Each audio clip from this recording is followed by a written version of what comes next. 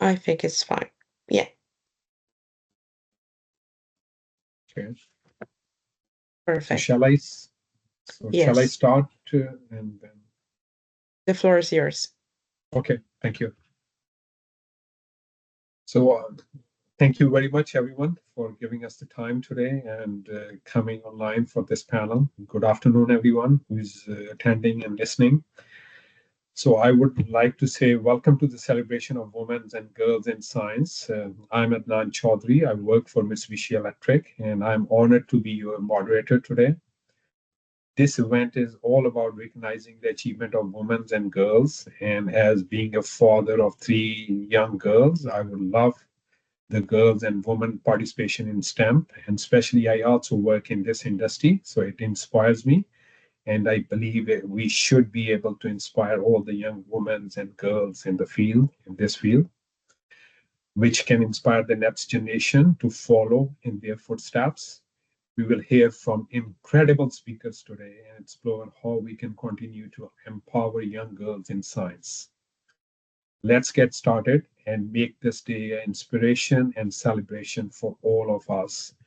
And now I would like to ask Joanna first to introduce briefly herself, and then we can go from there.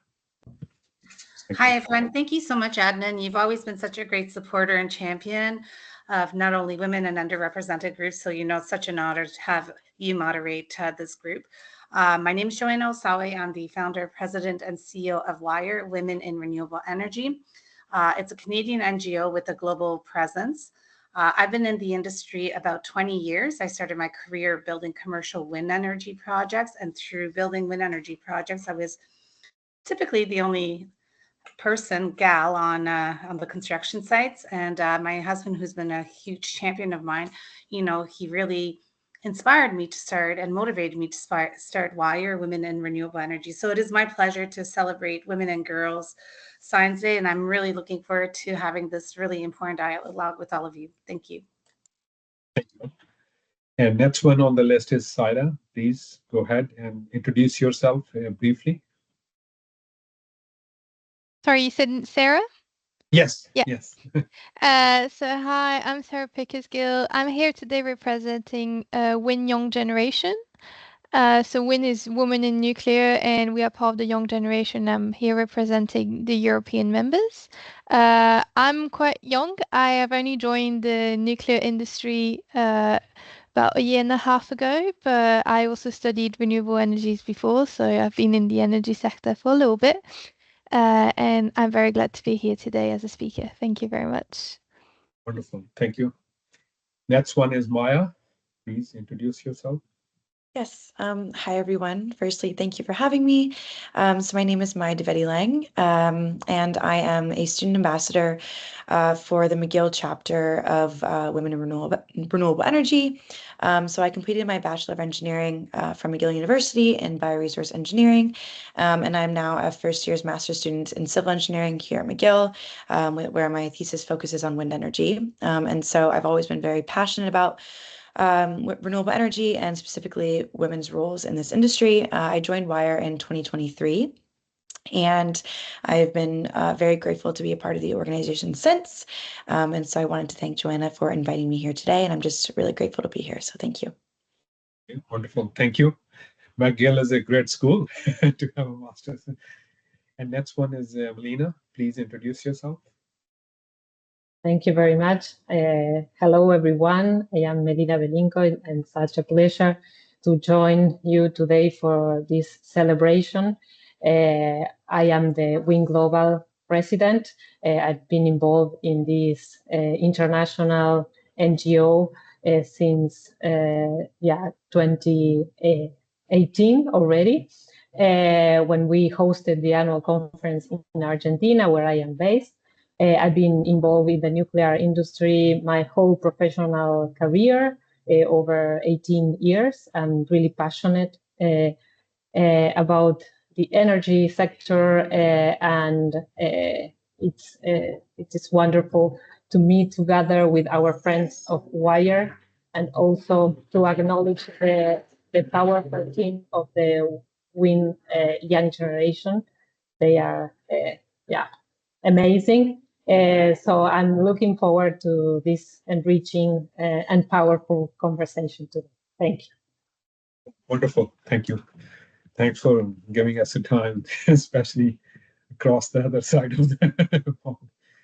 And now I have a few questions. So these questions will able to give these leaders the opportunity to shed the light on their path, as well as their professional career achievements, as well as how you can be successful, or we can learn from these leaders. So I will go by one. First question I would love to ask you, Joanna. The question is, what inspires you to take on a leadership role in WIRE, and how has it shaped your perspective on the woman in STEM? Thank you, Adnan. That's a great question. I think that being a leader in this space is about listening and educating from others and really understanding what we have to navigate. Unfortunately, in this unprecedented times, DEI is actually going backwards again. So it's really important now to continue to carry that voice. That is why at WIRE, we partner with such organizations such as Women in Nuclear, because it is extremely impactful and effective to solidify those relationships and continue to build from each other's important work. I always say together is better. And I think that together we're able to accelerate also, we're able to make impacts. We're also able to become mentors and mentees. And I always say mentors and mentees, it's always a win-win, because even as a mentor, I gain so much valuable insight from mentees. And I know mentees gain a lot from mentors. But I think that, WIRE, I wish that it wasn't in existence, because then we wouldn't be having this discussion. But the truth is that women and underrepresented groups are still navigating a lot of obstacles. We don't see women at the C-suite level, and never mind at the board of directors level. So I think that for me as a leader, it's important to make sure that everyone has a place at the table and everybody continues to grow their journey in their career. Thank you. Thank you. No, you said very well, as a mentor and mentee, we both can learn from each other. Like I saw so many times when I go to the universities, I learn so many new things, even though I'm in this industry from a very long time. And my next question is with Maya. How do you think creativity and diversity in these days, especially in teams, go hand in hand, especially in our technical fields? Yeah, it's a great question. I think it goes off of what Joanna was saying, is that, even just with the mentee and mentor, it's a back and forth learning experience. And so I think it objectively just can be said that with diversity comes more experience from different fields, different industries, different perspectives, different, diversity ensures that those different thought perspectives come together, and that is always a good thing. You don't want to have an industry or institution or company in which everyone is thinking the same thing, because that doesn't drive innovation, that doesn't drive, newer streams of thought for other individuals. And so I think that having them together can ensure that the industry moves forward in a way that inspires other individuals, but also just learning from each other as well. It doesn't necessarily just have to be from down below and above. I think it, like I said, it can be a kind of back and forth, which can really help. Wonderful, thank you. And do you think that, like, you are now pursuing the master's too, so it's also helping the education and plus the university environment? It helps you to work more on the diversity side and then connect with other people too? Definitely. Okay. I think even just women in renewable energy, in terms of diversity, we're speaking of gender diversity, which is extremely important. Yes. But diversity can also be thought of in, different disciplines, like even renewable energy as an industry. I think what Women in Renewable Energy as an organization does really well is that it brings in different disciplines together. So, I'm an engineering student, of course, but even just the volunteers that we have at McGill, they come from different disciplines. So, for example, that we have an art student, we have an architecture student, and then we also have an engineering student. And with that comes diversity within our own group. And that also fosters a different kind of level of creativity, and I get to learn from them as well. And so I think that these types of organizations and promoting diversity as a whole can then kind of trickle down into diversity within these kind of subgroups as well, which I think is really important. And I see that as a student, the impacts it can have. Wonderful. And let's relate to, because we are talking about the university and young people. So my next question would be from Sarah. As part of the young generation, what do you think makes this generation uniquely positioned to drive change in STEM? I mean, just bouncing off on what Maya said, I think we're very aware of the challenges of diversifying the workforce, and not just in terms of gender, as we said in discipline. As we always think of STEM, like we need all the engineers, we need all the scientists, but we also need people in law, people in international relationships, in all those topics. So there's this diversity and also, diversity of background. So it brings up new ideas. And I think we're all quite aware of that nowadays, that how it's important, and companies who have more diversity tend to perform better. And I think also our generation is not afraid of breaking some of the codes, of changing industries, changing companies, which will help, bring what the good parts in each of these industries to other ones. And we have access to so much more information nowadays. Like, we are the generation that grew up with all that tech, all that access to information. So we can only bring more things to the table and also link each other even better to try and work together and improve STEM. That's wonderful. And now my next one would be with Melina, because you are also having the same role like Joanna on the leadership and leading a very good organization. So what has been the most significant lessons you have learned over the years as the president of WIN? That's a good question. And I think that just as science has this transformative power, I think the most significant lesson has been experiencing firsthand the transformative and profound impact of being active part of a network driven by a collective leadership. That is WIN. WIN members, we feel supported, connected, finding a sense of home wherever a WIN chapter exists or wherever a WIN member is based. The view that our peers are as mentors, as I always say, mentors of life, sometimes ready to listen, to actively listening, and helping navigate both professional and personal challenges. I think it's, and I honestly feel it's really inspiring and exciting how this network works in the practice, on a daily basis. And that's why we are convinced, and I am personally convinced, and especially in this context, as Joanna mentioned, it is key to strengthen these networks, and in particular our global network, which is not only intercultural and interdisciplinary, but also intergenerational. These lessons that we can experience every day, that our members have an opportunity to expand their capabilities, to contribute as well to meaningful and contribute meaningfully to a sustainable and diverse and conscious future for all. So I think, like in the case of our partnership with WIRE, we aim to harness these collective wisdom, experiences, and also experiences of individuals from different backgrounds and generations, and at the end, to drive positive change on a global scale. Okay, well, that's wonderful.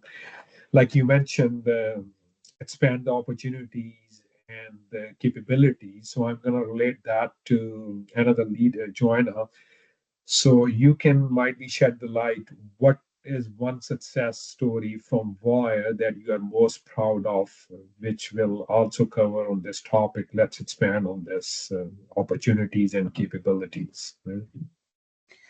So this may sound strange and odd, but I think that the worst and the best thing that came out of Wire is that when I made the announcement and introduced Wire on the Canadian side of things here in Toronto, at the time it was at a WIN conference in 2013.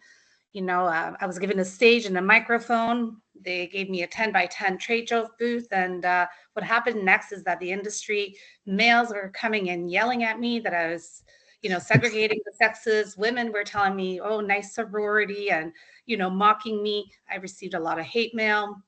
But to say the least, that actually drove me to further commit Wire on a national level. So we're in every single province on the Canadian side. And we're also global. And I like to use the terminology be global. So be global, but act local. So what's right for Canada may not be right for Wire Africa, Wire UAE, Wire Jordan, and so forth. I think that, it's when I get quiet, and you know me, I'm definitely an extrovert, not an introvert. But when I get quiet, that's when I'm most dangerous. So I put my head down and I said, more than ever, Wire is going to exist and we're going to be in full force. So it makes me so proud to partner with Women in Nuclear, and especially through the drive at COP28, where the declaration was said that nuclear is a clean source of energy. And to me, that is key. We need to be able to all work together to be able to, and again, I'm just speaking for North America, but we're very lucky. We don't have brownouts. We don't have blackouts. We don't need to worry about it. So I think that we together, from an energy perspective, as long as I'm able to flip the switch, I'm super happy to know that I'm able to have lights again. So, but yeah, that's sort of an odd story, but it's a good and the bad. No, it is wonderful. I know you from a long time. And then my father always says, as a professional or as a honest, with good moral values and ethics, be persistent and consistent. And you are one of the best example for that. Like I saw you over the years, you just head down and keep working on it. And then one day you will be getting to your destination and all that. Thank you. And let's relate the story, the success story, to the personal experience. So Maya, my question would be for you. What is a personal experience that made you realize the importance of gender mainstreaming in STEM? Yeah, I mean, I think that what Joanna said kind of ties into my point. It's having women in leadership. And so, Joanna started and, had the courage to start this at a time that it was really difficult, but she stuck through with it. And now I'm in a position to be a part of that organization. And that wouldn't have been the case if she hadn't done that in the first place. And so that's a personal experience that just relates to this panel currently. But I think in terms of, my student experience, my supervisor for my master's is a female. And I'm not sure if that was through McGill policy, however, but her being hired regardless greatly influenced my decision to pursue a master's degree. And from that, she's also been really great at recruiting other female students. And so not only has that, fostered a diverse environment currently in our lab, but it also inspires other women to pursue, a graduate degree or even just undergraduate research, or even just, joining her class too, for example. I've always found that I learn better and I feel more comfortable when I am in a class with a female professor. And so I think that has really helped in terms of my experience as a student and now a graduate student. And then again, linking that back to Wire now, I think it's really important to have women in leadership. As Joanna mentioned, there is still a lack of representation of women in the C-suite positions. And, there really is a trickle-down effect. And so I hope that, we can see more representation of women in leadership, because it does have a huge impact of bringing other women into these fields. Yeah, definitely. Well, that's a very good point. And Sarah, like Maya already mentioned or shed some light on the motivation and then the challenges as well as some leadership too. So I want to understand what motivates you as a young female? How do you stay motivated when you face these type of challenges in promoting gender equity, or as well as the wire or any other the promotions you are doing as a young female or as a young professional female in your field? Well, I think first of all, like one of the thing is we need to understand kind of where also this bias comes from, and there's a lot of like gender conforming idea, as like Maya said. When you have a female leader or female professor, you tend to feel like you understand them better, and it's true there is a bias. Like we understand our own gender and we communicate with our own gender usually a bit differently than we do with the opposite gender. And so knowing that you have these like biases that everybody has on, so much more topics than just gender, and have a bit of like compassion that we don't all have the same lived experience and you cannot expect everybody to agree with you. Like you will meet, I've met plenty of, female who've been in STEM fields, and who told me like they do not understand the point of having women network. They've never felt like they've ever been biased against. And you will get those feedback, and sometimes it's a bit hard, or even from some of your male colleagues who feel like some of the topics that affect you don't affect them. And really a good way is like finding your network around you, like finding friends, finding other female colleagues at work, or associations like Women in Renewable Energy, Women in Nuclear, to understand that it's not the things you are facing, it's not just you. Other people are facing that. Other people are trying to figure out how to navigate through it. And this sorority really helps, to stay motivated, to feel like, yes, we are doing the right thing. And also like encouraging more women to join us. We only make the environment better for us too. Okay, that's wonderful. You actually said very well. So that's very good. And now I'm going to relate this to on an organization level. So Sarah covered on a personal level, individual level. So my question to Melina, how can organization overcome resistance when implementing gender diversity initiatives? In these days, I also work for a very big, large organization. Every organization is trying to implement these. And then we always have hesitation and resistance. Of course. We know that achieving gender equality also requires transformative changes at every level. And there the leadership commitment is key. And to overcome resistance, I believe that it is crucial for us to collectively construct and build new ways of existing within the energy sector. So particularly to implement tools that encourage all people, individuals of all genders, to critically and very deeply examine gender roles and stereotypes, and also to recognize the detrimental effects on the organizational cultures. These limitations, we know that hinder both the personal and professional growth of individuals, and also limit their ability to make autonomous decisions about their lives and aspirations. So we also need to value the multiplier impact of each person in an organization, applying these tools at their own spaces, both in their work environment, as I said, and also within, let's say, personal spaces or in their daily life.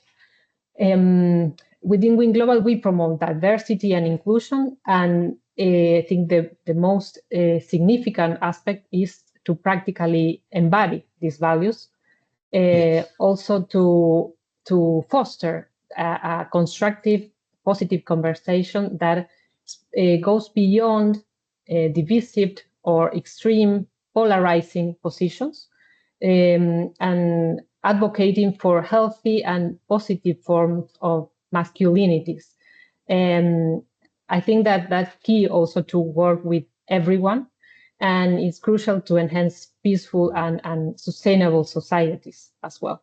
And our contribution from WIN Global is to develop tailored resources for each organization to address the particular challenges that they have in their internal organizational cultures. Wonderful, thank you. So Joanna, Melina mentioned the value and the broad audience. So I want to relate that to the recommendation level. So what would be your advice would be to the men in the industry or the broad audience who want to support women and advocate for gender equity in STEM fields? So what would be your advice? I want to start off by saying that I wouldn't be where I am today if it wasn't for the male champions and male sponsors that I've had in this industry. I've had a lot of positive influence from males, including my husband. As mentioned, he was really the one that really, vocalized that we should start or WIRE should start. And I think that for males, there needs to be more of a discussion with women and all about being comfortable talking about the uncomfortable. Because the truth of the matter is that more than ever, if we're going to get to net zero, if we're going to battle climate change, we all need to be working together. It's not about one sex or the other. It's about all of us coming together to combat.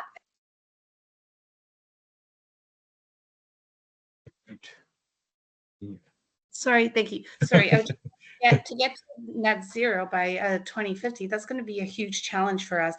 And I think that, all of us working together will only make that successful.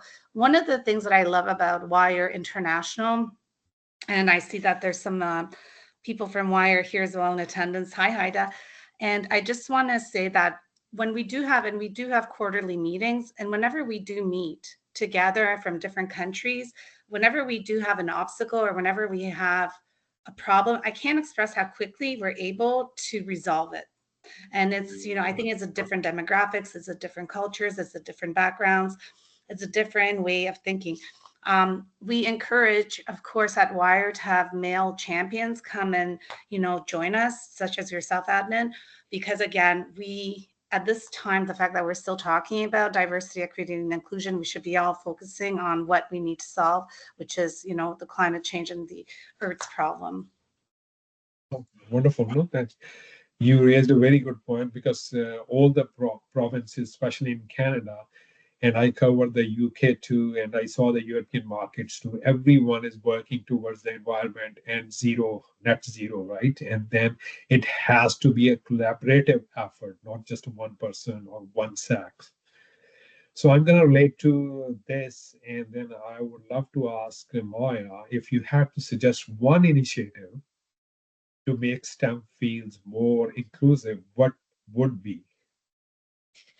So I was thinking about this question, and I think that, again, I'm going to shout out WIRE, but WIRE has an initiative on the junior ambassadors. And so it's with, the youth and, involving them in what is renewable energy about, bringing them into the conversations. And I think that is extremely important. As Melina had mentioned about the polarization and just fostering talents, and also Joanna saying, we have this challenge of 2050, how are we going to do it? I think it's really important to foster confidence at a young age, and not necessarily make it about DEI at a young age, because children don't really know what that is. And, they shouldn't they don't necessarily need to at that age. I think it's more so about fostering the confidence to ensure that they feel that they have the ability to pursue what they want to pursue, whether that be STEM, whether that be whatever their interests are. But I think it's really important to give, the youth the opportunity to decide for themselves. And I am grateful that, my parents influenced me at a young age to, instill that confidence. And so I, of course, have dealt with my own, challenges in terms of being a woman in this field. However, I have a foundation of confidence that I'm able to look back on because it was instilled in me at a young age. And I don't take that for granted. And so I think that initiatives that encourage the youth to become involved and learn more is very, very important and shouldn't, go unrecognized. So. Oh, very well said. And you mentioned youth, so let's hear from Sarah. What is one piece of advice you would share with young women hesitating to pursue a career in STEM? I think They're it's not just sure, or they don't know how to pursue, how to start, right? So I think it's just really to try it because we only regret what we haven't tried. So when you try and you fail at something, you say, at least I've tried it, I've given my best. But if you don't even attempt it, then you will regret it later on. And there's plenty of people, there's plenty of men in a lot of fields who are not scared of being mediocre in it, you know?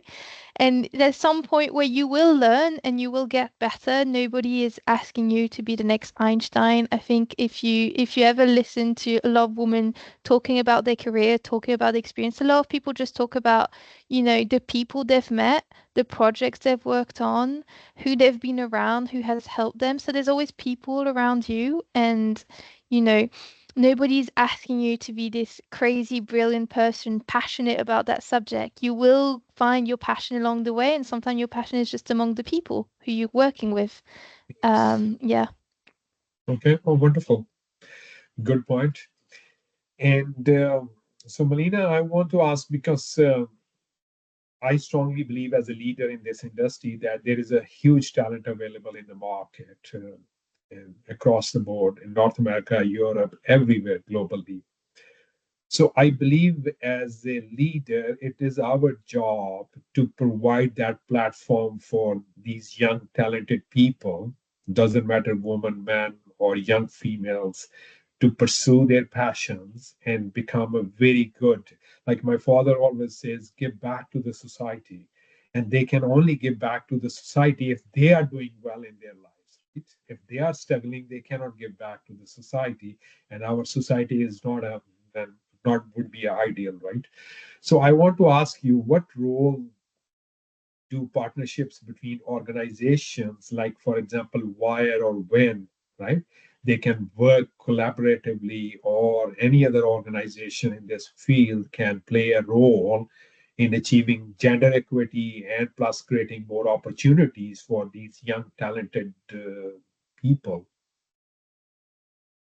Thank you for the question. I couldn't agree more with you. It is our role. We need to be committed to implementing this kind of actions. And as I mentioned, in this collective leadership, we definitely include our partners, and we promote these kind of partnerships as it is the case with Wire. This is a powerful alliance to raise awareness about some of the most pressing challenges of our time, as we said, gender inequality and climate change. So the partnership between WIN Global and Wire is the best example that together we want to give visibility to these structural issues that affect all societies, while advocating also for innovative, inclusive solutions that leave no one behind, and in particular, encourage young people to get involved, to become agents of change. That is key, and that is why we also, together with the former WIN Global president, Dominique, we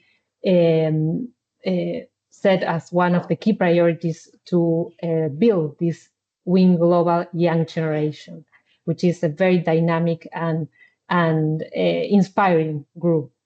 So as you know, and also Joanna mentioned, climate change disproportionately impacts the most vulnerable groups, in particular women and children. And this is deepening existing inequalities and threatening also human rights worldwide. So we believe, and I think we are completely aligned with Joanna, with the whole Wire community, that true progress can only be achieved when diversity and equality are priority. We give priority to diversity and equality, And women must have an active role in decision making. We also mentioned that. So we like to build this partnership with WIRE to think and reflect on that like more than a call to action. For us is a movement to inspire, to empower, and to build a world where a diverse perspective lead us towards solutions that address all these pressing challenges: climate change, decarbonize our economies, and secure, at the end, a better quality of life for everyone. So I am sure and convinced that with WIRE, we join forces and we can create a brighter and more inclusive tomorrow, let's say. That's for sure. Especially whenever you work together, it's always more opportunities and more platforms to work on. And now I would like to open the floor for the questions to the audience. So anyone in the audience has any questions for these wonderful panelists, please raise your hand and then you can ask the question directly. And then in the end, after the questions and answers, I would love to also hear the closing statement from each of the panelists.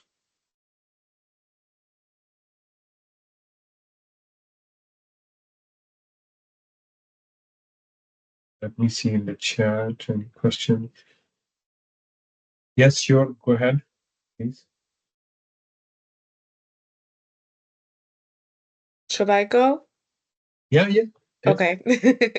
I don't know if there's any question in the chat. So I'll start. I just wanted to, so you all really, first, thank you for all that was said today. I think that was very, very good. And I'm very glad that we record. This session will definitely be helpful for a lot of persons.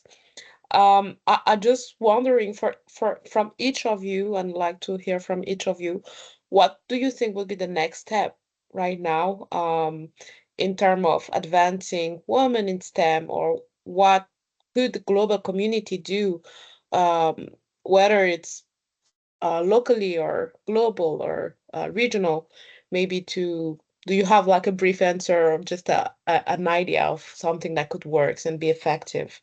Thank you. So I can definitely start, and I think that there's different components or layers to it. When WIRE and WIN partnered and joined forces, this was throughout COVID, but we have been supporting each other through COP27, COP28, COP29. Larissa, you and I and a lot of others, and Christine, we actually had a side event this year or last year in Baku. We're already working towards COP30.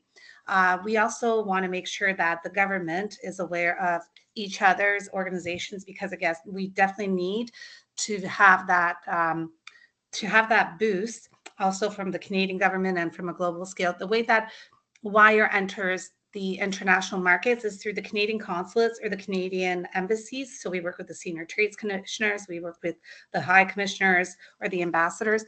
And the reason being is, again, I want to make sure that WIRE still maintains its Canadian history as an NGO. Also, we work right now, the G7 presidency will be here in Alberta coming up in June. So we're looking at that as well to foster meaningful discussions. When we collaborate with organizations such as Women in Nuclear, it's not just about lip service. We actually want to do things together, whether it's supporting Melina and Dominique in regards to their conference, their annual conference, which is so important. Also provides student bursaries so students can attend conferences. So there's a lot of different ways of making sure that we're collaborating, and even, whether it's writing white papers or research papers, and there's different ways. We've actually highlighted or did a spotlight on different women in the nuclear sector here at OPG. Nicole Butcher is our new president and CEO, which I'm very proud of. She's a very dear friend of mine. I see that, OPG has certainly demonstrated that the leadership positions are being run and managed by women. And I'm very proud to see OPG as governance that way. Again, that gives me hope that in the future we're going to see more women at those C-suite levels. And although I've seen that the number has risen of women entering the energy sector, but it's not at that executive level. It's either through admin, communication, marketing, and so forth. And just so all of you know, I am not an engineer, and there's plenty of jobs within this industry that we all play a pivotal, a vital, critical role, whether it's through speaking different languages, whether it's collaborating with different, with emerging technologies.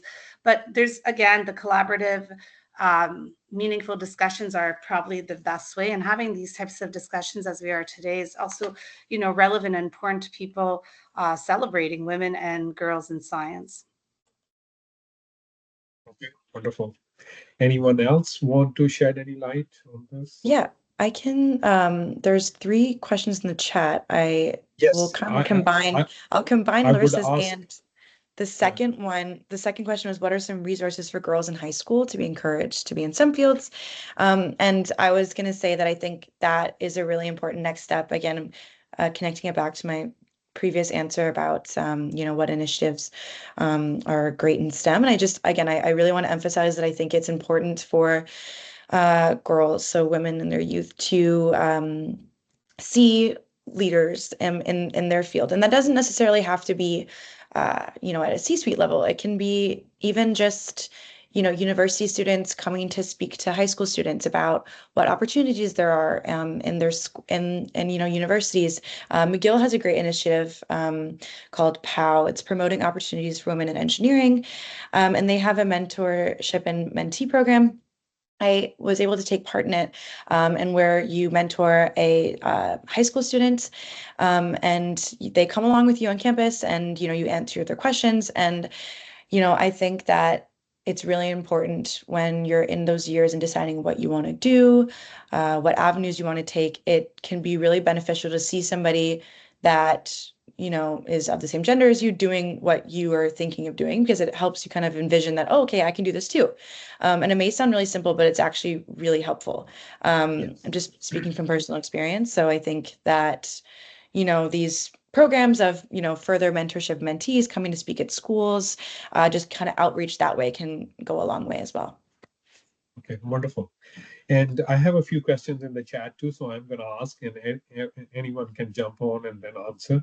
The first one is how we can ensure the women's participation to be considered on the fundamental level, not just the hiding level, diversity, equity.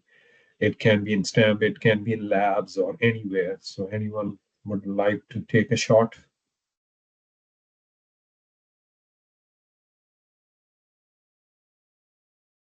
Yes, I can. Okay, and please go ahead. Yeah, thank you. It's in line with also Joanna and Maya mentioned. I think that it's key to work on the confidence of also girls and women. It is not only to attract, as we always say, but also to retain and advance. So I think that given the opportunities to young students to speak up, to have an active role, to lead, and at the same time to see these role models, women experts leading, for instance, technical visits on the site, women explaining and having this leadership role in showing each detail of a dedicated or a particular facility. We had that experience within WIN, that it's really has a differential impact to see, to interact, to and at the same time to be ready to become as a young professional that leader or that role model for others. So lead by example is something that also in some of our leadership programs we include, and I think that also we cannot wait for for women or girls to make the movement, let's say, alone. But of course, leadership is key. It's fundamental at every level to promote and to be committed to diversity and equality. And well, there are many examples that the colleagues already mentioned, but just some of them. And I can also mention that WIN Global has groups of expertise in strategic areas. We also collaborate with different partners within this framework. And what is most important is that within this framework, the voices of women and young professionals are heard.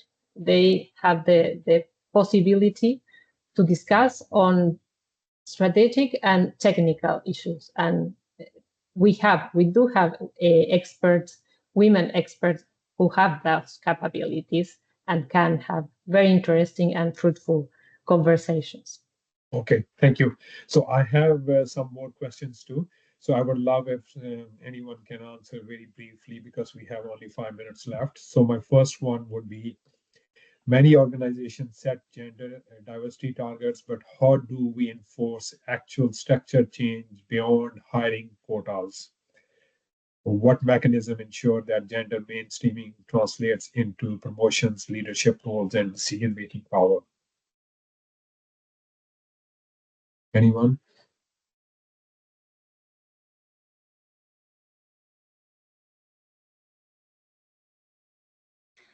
Well, I think that there's different, there's the Equal by 30 campaign, which is equal pay, equal leadership, and equal opportunities for women by 2030.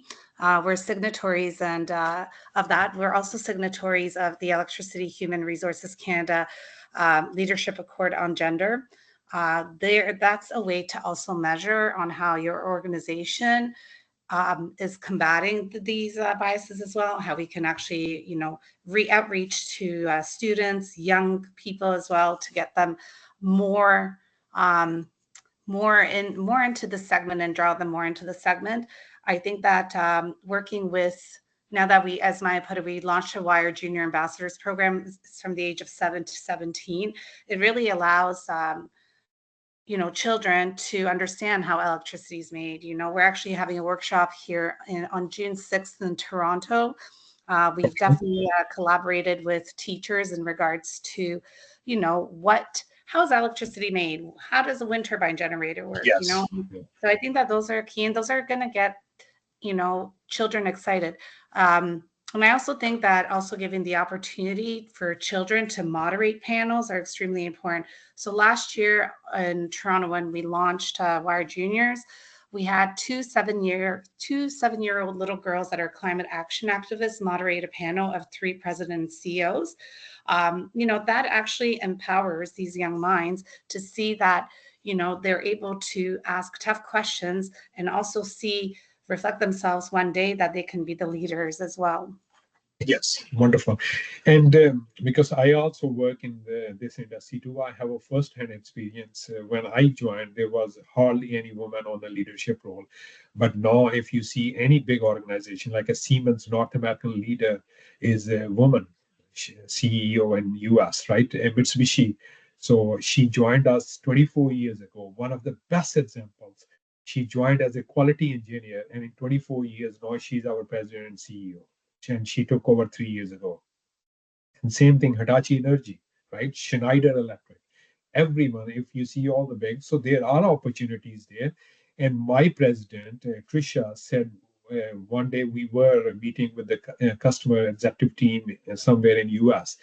And she said, I'm totally for it, providing the opportunities as long as they have the talent and they are the hardworking. So if you are there and you are talented and you're working toward your goal, there are so many opportunities in the field in these days. So I would love that. I just want to share that too. The other one is, do you have any collaborative project for India, like anything? Are you guys doing, WIRE is doing any initiative in India where we can help or So provide the platform? Yeah, we're partnered with different organizations in India. However, we haven't started a Wire India chapter. Right now, we are going to be focusing on India for 2026 because we do set out our targets. But I did see also in the chat in regards to Kenya, so I did answer that. We definitely have, actually, we have an upcoming event on February 27th in Kenya. In Kenya? Okay. And Wonderful. Tom, if you want to join, I'd be more than happy to introduce you to some of our chapter leaders that are phenomenal women. And, you know, Tom, we want to make sure that you're feeling welcomed as well. So yeah, so right now our focus is a little bit on different countries, but we definitely will get to India at one point. Okay, wonderful. And now in the closing, please, each of the panelists, take your time and then any closing remarks. I would love that too. And I believe audience would love to hear that too. Yeah. Joanna, you can start, please. Yeah. Sure. Well, I want to thank each and every single one of you for, you know, taking your valuable time to come and listen to this panel of experts, and also for our partnership with Women in Nuclear. And it's such a pleasure to have known you for so many years, and thank you for your sponsorship, your mentorship, and always being a champion. Again, we need each other. So thanks again, and you know, glad to be celebrating Women and Girls Science Day with all of you. Okay, thank you. Maya, please go ahead. Yeah, I just wanted to say thank you so much for having me, and thank you all for attending, and to all the panelists as well. I learned a lot today, and to you, Adnan, for moderating. I think that, you know, the more that we attend these seminars together and panels, we learn more from one another, and I always at least leave feeling inspired. And I think, you know, we shouldn't underestimate these small impacts that can become larger impacts over time. So thank you all for your time, and I'm excited for future events. Okay, thank you. Oh, and happy Sarah? International Women's and Girls in Science Day. Sarah, please go ahead. Yes, thank you so much for having us, and thank you everyone for attending. I think my last word would be, you know, how we can like foster creativity and performance. It's just like we have to take the risk. We have to try those opportunities. Just don't hesitate. Do it. See how it goes. Get help from your network. Get help from people around you, and just go for it. That's the one word I want to leave with for everyone. Wonderful. Melina, please go ahead. Thank you. Thank you very much. I also would like to thank everyone for this opportunity, and also to highlight the fruitful collaboration with Wire. It's such a pleasure to work with each of you. And thank you for joining to this wonderful celebration.